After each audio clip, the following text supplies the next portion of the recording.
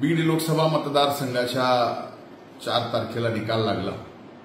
आणि निकाल लागल्यानंतरच आपल्याला माहिती आहे की बीड जिल्हा लोकसभा मतदारसंघात ज्या पद्धतीने निवडणूक झाली, मी 1995 पासून लोकसभा निवडणुकीच्या आणि समाजकारणात राजकारणामध्ये अशी निवडणूक कधीच झाली नव्हती, ती झाली। आता ही निवडणूक पार पडली आहे। जनतेचा कौल उमेदवारांनी सुद्धा आणि आम्ही सुद्धा सर्वांनी या ठिकाणी मान्य केलेला आहे आणि जनतेचा कौल हा शेवटी लोकशाहीमध्ये मान्य करावाच लागतो। त्यामुळे आज सोशल मीडियाचा खऱ्या अर्थाने चांगला वापर करण्यासाठी हा सोशल मीडिया आहे, पण हा सोशल मीडियाचा वापर चांगला करण्याच्या ऐवजी ज्या पद्धतीने वाईट प्रमाणे करण्यात येतोय की कुठेतरी मी बूथवर जाऊन मतमोजणीच्या ठिकाणी जाऊन रिव्हॉल्वर काढली, मी कुणावर तरी हात उगारला, या संदर्भामध्ये अशा पद्धतीच्या ज्या काही बातम्या येत आहेत त्या अतिशय खोटारडेपणाच्या, अतिशय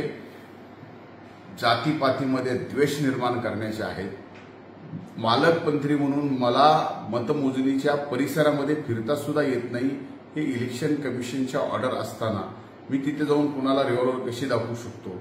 आणि तिथे जर कुणाला मतमोजणीच्या ठिकाणी मारहाण झाली असेल तर कुठल्या तरी सीसीटीव्ही फुटेजमध्ये किंवा कुठेतरी पोलीस स्टेशनला त्याची तक्रार यायला पाहिजे होती, पण तसं काही झालं नाही। मतमोजणीच्या वेळेला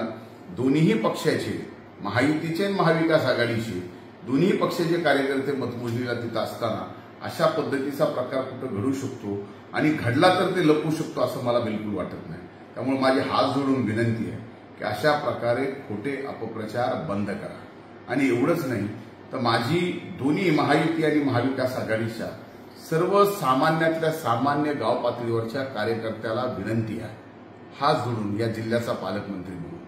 की सामाजिक सलोखा आपल्यालाच या ठिकाणी कायम ठेवावा लागणार आहे।